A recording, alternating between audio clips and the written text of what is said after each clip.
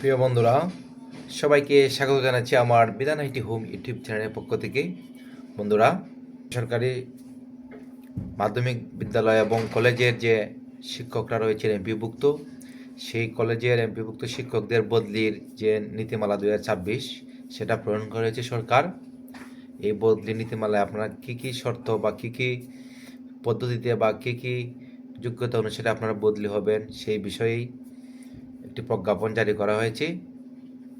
আমরা চলে যাচ্ছি ডেস্কটপ স্ক্রিনে, দেখা যাক বদলির কী কী নীতিমালা রয়েছে। প্রিয় বন্ধুরা, আমরা চলে আসলাম কম্পিউটার স্ক্রিনে। দেখেন বন্ধুরা, এই হচ্ছে নীতিমালাটা, আমি আপনাদের দেখাচ্ছি। দেখেন প্রজ্ঞাপনটা কখন আসছে, দেখেন এই হচ্ছে মাধ্যমিক উচ্চ শিক্ষা বোর্ড বেসরকারি মাধ্যমিক 1 শাখা বাংলাদেশ সচিবালয় ঢাকা, এবং শেষে রয়েছে ওয়েবসাইট, এবং এটার স্মারক নম্বর রয়েছে, এবং এটা কত তারিখে দেখেন 27 জানুয়ারি 2026 তারিখে এটা পাবলিশ করা হয়েছে। দেখেন এই যে প্রজ্ঞাপন, স্বয়ংক্রিয় সফটওয়্যারের মাধ্যমে বেসরকারি শিক্ষা প্রতিষ্ঠান, স্কুল, কলেজ কর্মরত বিভক্ত শিক্ষক বদলি নীতিমালা 2026। কি লেখছে, দেশের বিভিন্ন অঞ্চলে বেসরকারি শিক্ষা প্রতিষ্ঠান, স্কুল, কলেজ কর্মরত এমপিভুক্ত শিক্ষক শিক্ষাগণের বদলির ব্যবস্থা থাকার প্রয়োজনীয়তা অনুভব হওয়ায় একটি নীতিমালার আওতায় স্বয়ংক্রিয় সফটওয়্যারের মাধ্যমে বদলি কার্যক্রম বাস্তবায়নের উদ্দেশ্যে স্বয়ংক্রিয় সফটওয়্যারের মাধ্যমে বেসরকারি শিক্ষা প্রতিষ্ঠান, স্কুল, কলেজ কর্মরত বিভক্ত শিক্ষকদের জন্য নিম্নোক্ত বদলি নীতিমালা 2026 প্রণয়ন করা হলো। অর্থাৎ স্বয়ংক্রিয় যে সফটওয়্যারের মাধ্যমে কিন্তু আপনাদের বদলি কার্যক্রমটি সম্পন্ন হবে। এরপর হচ্ছে শিরোনামটা আমি আসলে পড়ছি না, অনেক লম্বা হয়ে যায় ভিডিওগুলো, আপনারা পড়ে নেবেন। প্রয়োজ্যতা এটাও পড়ছি না, আমি বদলি সাধারণ যে শর্তাবলীটা রয়েছে সেই শর্তাবলীটা আপনাদের সামনে আমি উপস্থাপন করব।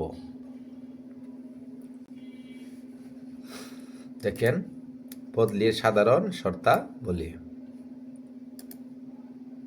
ও উচ্চ শিক্ষা অধিদপ্তর প্রতিষ্ঠান ভিত্তিক শূন্যপদের চাহিদা বিবরণ সরকার কর্তৃক নির্ধারিত সময়ের মধ্যে অনলাইনে প্রকাশ করবে।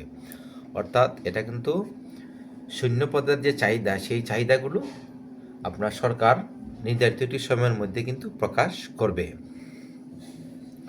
2 নম্বর হচ্ছে, প্রকাশিত শূন্যপদের বিপরীতে মাধ্যমিক ও উচ্চ মাধ্যমিক শিক্ষা অধিদপ্তর বদলির আবেদন আহ্বান করবে। এই যে প্রথমত শূন্যপদের এই তালিকা প্রকাশ করবে, এবং সেই শূন্যপদের তালিকার বিপরীতে বদলির আহ্বান বা বদলির দরখাস্ত আহ্বান করবে সরকার। সমপদ শূন্য থাকা সাপেক্ষে প্রতি বৎসর সরকার কর্তৃক জারিকৃত প্রজ্ঞাপনের মাধ্যমে নির্ধারিত সময়ের মধ্যে আবেদন গ্রহণ, বদলি আদেশ জারি ও নতুন কর্মস্থলে যোগদান কার্যক্রম সম্পন্ন হবে। অর্থাৎ আপনি যে পদে কর্মরত রয়েছেন, ঠিক অন্য একটি বিদ্যালয়ে একই এই পদে আপনার বদলির আদেশ বা বদলি আপনি হতে পারবেন, এবং আপনি ওই পদে যোগদান করে আপনার কার্যক্রম সম্পন্ন করতে পারেন। 4, আবেদনকারী শিক্ষক শিক্ষিকা তার চাকরির আবেদনে উল্লেখিত নিজ জেলা বদলির জন্য আবেদন করবেন। অনেকে আছে অনেক দূরে আপনারা অবস্থান করেন বা চাকরি করেন, তারা নিজ জেলায় আবেদন করতে পারবেন। নিজ জেলায় শূন্য পদ না থাকলে নিজ বিভাগের যে কোনো জেলায় বিদ্যমান শূন্য পদের বিপরীতে বদলির আবেদন করতে পারবেন। অর্থাৎ আপনার জেলার মধ্যে যদি কোনো শূন্য পদ না থাকে, আপনি যে পদে রয়েছেন, তাহলে আপনার বিভাগের মধ্যে কোনো জেলায় যদি শূন্য পদ থাকে আপনি সেখানে আবেদন করতে পারবেন। এছাড়া আবেদনকারী শিক্ষক শিক্ষিকার নীতিমালার 3.8 গ ক্রমিকে বর্ণিত যে কোনো জেলায় অথবা স্বামী স্ত্রী নিজ জেলায় বদলে আবেদন করতে পারবে। অর্থাৎ এখানে একটি ধারা রয়েছে 3.8 গ ধারায়, যদি তারপর আপনার কোনো জায়গায় বা কোনো জেলায় যদি আপনার পদ না থাকে, তবে আপনি যে কোনো জেলায় বর্ণিত ক্ষেত্রে যে কোনো জেলায় কিন্তু আপনি আবেদন করতে পারবেন 3.8 গ ধারায় অনুযায়ী। তারপর অথবা স্বামী অথবা স্ত্রীর কর্মস্থলে বা স্বামী স্ত্রীর জেলায় বা স্ত্রী স্বামীর জেলায় আপনি বদলির আবেদন করতে পারবেন। তারপর কি লেখছে, প্রথম যোগদানের পর চাকরি 2 বছর পূর্ণ হলে শিক্ষক শিক্ষিকাগণ বদলির আবেদন করার জন্য যোগ্য হবেন। অর্থাৎ আপনি যখন প্রথম চাকরিতে যোগদান করার 2 বছর পর কিন্তু আপনি বদলির জন্য আবেদন করতে পারবেন। অর্থাৎ 2 বছর পূর্ণ হওয়ার পর আপনি আবেদন করতে পারবেন। তারপর আছে বদলি হয়ে নতুন কর্মস্থলে যোগদানের পর ন্যূনতম 2 বছর কর্মে নিয়োজিত থাকার পর পরবর্তী বদলির জন্য আবেদন করতে পারবেন। আরেকটা হচ্ছে আপনি যখন বদলি হয়ে কোনো চলে গিয়েছেন, সেখান থেকে আবার অন্য কোনো কর্মস্থলে যেতে চাইলে আপনি 2 বছর সেখানে চাকরি করতে হবে। আর অর্থাৎ বদলি হওয়ার পর আবার ওই কর্মস্থলে 2 বছর চাকরি করতে হবে। 2 বছর চাকরি করার পর আপনি অন্য কোনো জায়গায় বদলির আবেদন করতে পারবেন। তারপর দেখি কি লিখছে,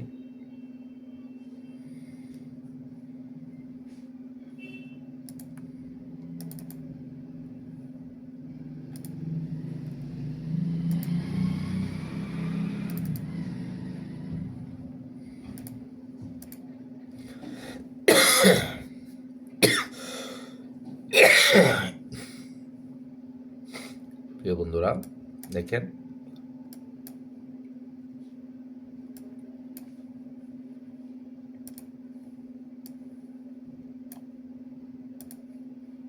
7 নম্বরে লেখছে, একজন শিক্ষক কর্মজীবনে সর্বোচ্চ 3 বার বদলে হওয়ার সুযোগ পাবেন। আপনি একজন শিক্ষক হিসেবে আপনার চাকরি জীবনে 3 বারের বেশি আপনি বদলে হতে পারবেন না।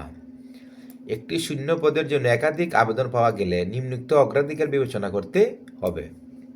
একটি শূন্য পদের মধ্যে যখন একাধিক প্রার্থী থাকে বা একাধিক আবেদনকারী থাকে, তখন নিম্নে যে ক্রম অনুযায়ী আপনার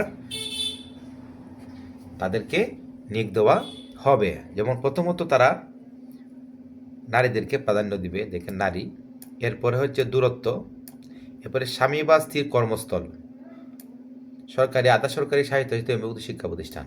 এখন দেখেন 3 নম্বর যে স্বামী বা স্ত্রীর, অর্থাৎ স্বামী স্ত্রীর কর্মস্থলে বা স্ত্রী স্বামী কর্মস্থলে, এটা 3 নম্বর অগ্রাধিকার দেবে। তারপর 4 নম্বরটা জ্যেষ্ঠতা। জ্যেষ্ঠতা হচ্ছে আপনার সিনিয়র হিসেবে যাই আগে থাকবে তাকে বিবেচনা করা হবে। তারপর হচ্ছে 9 নম্বর হচ্ছে চাকরির জ্যেষ্ঠতা সর্বশেষ জারিকৃত জনবল কাঠামো এমপিও নীতিমালা অনুযায়ী গণনা করা হবে। অর্থাৎ আপনাদের জ্যেষ্ঠতা কীভাবে নির্ধারণ করবে সেটা আপনাদের এমপিও নীতিমালা অনুযায়ী কিন্তু সেটা গণনা করা হবে। একটি পদের জন্য প্রতিযোগী সকল আবেদনকারী কর্মস্থল একই উপজেলায় হলে তাদের বর্তমান কর্মস্থল যে উপজেলায়, সেই উপজেলায় কেন্দ্র হতে কাঙ্ক্ষিত উপজেলায় কেন্দ্রের দূরত্ব পরিমাপপূর্ব অগ্রাধিকার নির্ধারণ করতে হবে। আমি কি লিখছি, একটি পদের জন্য প্রতিযোগী সকল আবেদন, একটি পদের জন্য যদি অনেক আবেদনকারী থাকেন এবং একই উপজেলা হয়, তখন কিন্তু কি করবে, দূরত্বটা, কার দূরত্ব বেশি সেই দূরত্বটা পরিমাপ করা হবে বা দূরত্ব অনুযায়ী তাকে প্রদান করা হবে। তারপর হচ্ছে একটি পদের জন্য প্রতিযোগী আবেদনকারী বিভিন্ন উপজেলা হলে তাদের কর্মস্থল যে জেলায়, সে জেলার কেন্দ্র হতে কাঙ্ক্ষিত জেলার কেন্দ্র দূরত্ব পরিমাপপূর্ব অগ্রাধিকার নির্ধারণ করতে হবে। একই পদের জন্য যখন আমাদের বিভিন্ন উপজেলা হলে তখন কিন্তু যে জেলায়, সে জেলার কেন্দ্র হতে তার দূরত্ব সেটা বিবেচনা করবে। তারপর হচ্ছে একটি পদের জন্য প্রতিযোগী আবেদনকারী কর্মস্থল বিভিন্ন জেলায় হলে তাদের স্ব জেলার কেন্দ্র হতে কাঙ্ক্ষিত জেলার কেন্দ্রের দূরত্ব পরিমাপ করতে হবে। অর্থাৎ আপনার সংক্ষেপে যদি বলি, দূরত্ব বলতে আপনার যে একই পদে বিভিন্ন প্রতিযোগী থাকলে বা বিভিন্ন আবেদনকারী থাকলে কি করবে, তখন দূরত্বটা দেখবে। দূরত্ব পরিমাপের জন্য জনপ্রশাসন মন্ত্রণালয় অনুষ্ঠিত মডেল অনুসরণ করতে হবে। অর্থাৎ জনপ্রশাসন মন্ত্রণালয়ের যে দূরত্বটা কীভাবে নির্ধারণ করা হয় সেটা কিন্তু অনুসরণ করবে। অসম্পূর্ণ বা ভুল তথ্য সম্বলিত আবেদন বিবেচনাযোগ্য হবে না। ইচ্ছাকৃত ভুল তথ্য প্রদানে প্রমাণিত হলে শাস্তিযোগ্য অপরাধ হিসেবে গণ্য হবে। এটা তো আপনারা বুঝতেই পারছেন। বেসরকারি শিক্ষক নিবন্ধন ও প্রত্যয়ন কর্তৃপক্ষ কর্তৃক নিয়োগ সুপারিশ কার্যক্রমের পূর্বে মাধ্যমিক ও শিক্ষা অধিদপ্তর বদলি কার্যক্রম সম্পন্ন করার উদ্যোগ গ্রহণ করবে। অর্থাৎ বেসরকারি শিক্ষক নিবন্ধন প্রত্যয়ন কর্তৃপক্ষ অর্থাৎ NTRCA কর্তৃক নিয়োগ সুপারিশ কার্যক্রমের পূর্বে মাধ্যমিক শিক্ষা অধিদপ্তর শিক্ষক বদলি কার্যক্রমটা সম্পন্ন বা উদ্যোগ গ্রহণ করবে। 16 হচ্ছে একটি শিক্ষা প্রতিষ্ঠান থেকে বছরে সর্বোচ্চ 2 জন শিক্ষক অগ্রাধিকার ভিত্তিতে নারী ও জ্যেষ্ঠতা বদলির সুযোগ পাবেন। কি লেখছে দেখেন এই পয়েন্টটা, একটি শিক্ষা প্রতিষ্ঠান থেকে বছরে সর্বোচ্চ 2 জনকে বদলির জন্য তারা অগ্রাধিকার দিবে। অগ্রাধিকার ভিত্তিতে অর্থাৎ নারী আর জ্যেষ্ঠতা, এই দুইটা অগ্রাধিকার দিবে বদলি সুযোগের জন্য, সর্বোচ্চ 2 জন প্রতি বছর। তবে এই বিষয়ে একজনের অধিক শিক্ষক বদলির সুযোগ পাবেন না। তবে একটা বিষয়ে 2 জন থাকলে 2 জন কিন্তু আপনি অন্য বিদ্যালয়ে যেতে পারবেন না, একজনকে সুপারিশ করবে বদলির জন্য। তারপর হচ্ছে আবেদনকারী শিক্ষক শিক্ষিকা বদলির আবেদনে সর্বোচ্চ 3টি কাঙ্ক্ষিত প্রতিষ্ঠানের নাম অন্তর্ভুক্ত করতে পারবেন। অর্থাৎ আবেদন ক্ষেত্রে আপনি সর্বোচ্চ 3টি প্রতিষ্ঠানের নাম আপনি চুজ করতে পারবেন। এরপরে কি লেখছে দেখি। এরপরে হচ্ছে এগুলো আসলে দরকার না, বদলি কর্তৃপক্ষকে এগুলো আসলে প্রয়োজন পড়ে না। তারপরে বলছে মহাপরিচালক মাধ্যমিক শিক্ষা অধিদপ্তর কর্তৃক বদলির আবেদন নিষ্পত্তি হবে। মাধ্যমিক ও শিক্ষা বিভাগ বদলি কার্যক্রম তদারকি করবে। এগুলো মাধ্যমিক শিক্ষা অধিদপ্তরে আপনার বদলি কার্যক্রমটা সম্পন্ন করবে। এবার আবেদনের নিষ্পত্তি প্রক্রিয়া, কিভাবে আপনার আবেদন নিষ্পত্তিটা হবে দেখেন। এক নাম হচ্ছে বদলির সমগ্র প্রক্রিয়া নির্ধারিত স্বয়ংক্রিয় সফটওয়্যারের মাধ্যমে সম্পন্ন করা হবে। অর্থাৎ সফটওয়্যারের মাধ্যমে কিন্তু সম্পূর্ণ বদলি কার্যক্রমটা সম্পন্ন হবে।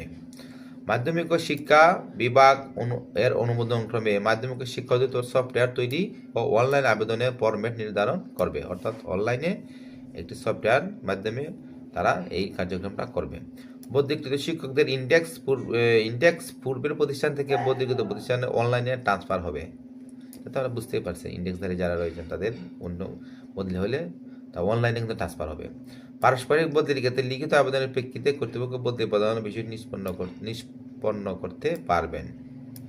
তারপর হচ্ছে বদলিকৃত শিক্ষক এমপিও অন্যান্য আর্থিক সুবিধা জ্যেষ্ঠতার ধারাবাহিকতা বজায় থাকবে।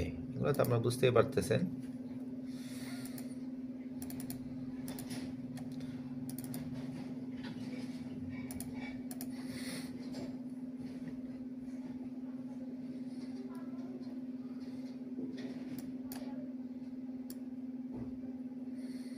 তারপর দেখেন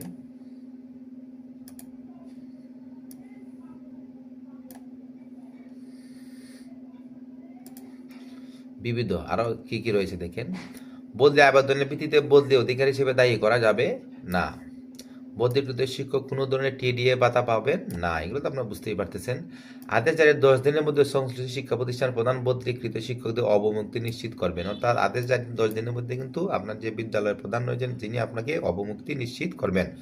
অবমুক্ত হওয়ার পরবর্তী 10 দিনের মধ্যে আপনি নতুন কর্মস্থলে যোগদান করবেন। অর্থাৎ আপনাকে ছাড়পত্র বা অবমুক্তি করার পর 10 দিনের মধ্যে কিন্তু আপনার নতুন কর্মস্থলে গিয়ে যোগদান করতে হবে। সংশ্লিষ্ট শিক্ষা প্রতিষ্ঠান প্রধান যোগদানের তথ্য চেয়ারম্যান বেসরকারি শিক্ষক নিবন্ধন প্রত্যয়ন কর্তৃপক্ষ এনটিআরসিএ ও মহাপরিচালক মাধ্যমিক ও শিক্ষা অধিদপ্তরকে অনলাইনে অবহিত করবেন। আপনি যখন যে প্রতিষ্ঠানে যোগদান করবেন সেই প্রতিষ্ঠানের প্রধান অর্থাৎ প্রধান শিক্ষক তিনি এনটিআরসিএ আপনাকে বদলির অবহিত করতে হবে। অবমুক্তি হতে যোগদান পর্যন্ত দিবসগুলো কর্মকাল হিসেবে গণ্য হবে। অর্থাৎ আপনাকে অবমুক্তি হতে আপনাকে যে প্রতিষ্ঠান থেকে অবমুক্তি দেওয়া হয়েছে অর্থাৎ আমরা যদি সংক্ষেপে বোঝার ক্ষেত্রে আমরা ছাড়পত্র বলি, অর্থাৎ অবমুক্তি দেওয়ার পর আপনি যখন নতুন বিদ্যালয়ে যোগদান করবেন এর মধ্যবর্তী যে সময়টা সেই সময়টা কিন্তু আপনাকে কর্মকাল হিসেবে কিন্তু গণ্য হবে। কোন শিক্ষক বিষয়ে স্টপ পেমেন্ট সাময়িক বরখাস্ত ফৌজদারি মামলা চলমান থাকলে তিনি বদলির যোগ্য হবেন না। এটা হচ্ছে একটি গুরুত্বপূর্ণ পয়েন্ট। আপনার কোনো শিক্ষকের নামে যদি কোনো মামলা চলমান ফৌজদারি বা সাময়িক বরখাস্ত বা স্টপ পেমেন্ট এরকম কোনো থাকে বা চলমান থাকে তাহলে কিন্তু আপনি বদলি হিসেবে যোগ্য হবেন না। তারপর হচ্ছে রহিতকরণ। এগুলো আসলে দেখেন রহিতকরণ কি লেখছে।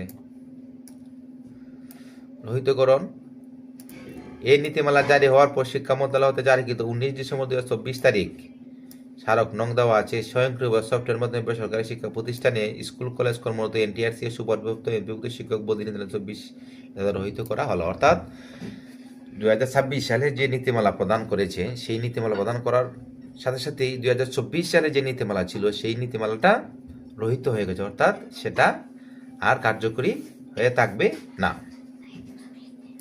তারপর মন্ত্রণালয়ের প্রয়োজনীয় নীতিমালা পরিমার্জন নীতিমালা বিষয়ে ব্যাখ্যা প্রদান করতে পারবে। এরপরে হচ্ছে সচিব রেহানা পারভিন দেখেন। আর তারপর পিছনে অবহিত জ্যেষ্ঠতা অনুসারে দেওয়া হয়েছে, এটা আসলে খুব একটা জরুরি না। তাই আপনারা আপনাদের বদলির জন্য প্রস্তুত হয়ে যান। যারা আসলে অনেক দিন ধরে ব্যাকওয়ার্ড জায়গায় বা অনেক দূরবর্তী স্থানে চাকরি করতেছেন, আপনারা আপনাদের পছন্দ মতো স্থানে বা পছন্দ বিদ্যালয়ে আপনারা যোগদান করার সুযোগ পাবেন। প্রিয় বন্ধুরা, ভিডিওটি দেখার জন্য সবাইকে ধন্যবাদ জানাচ্ছি। সবাই ভালো থাকেন, সুস্থ থাকেন।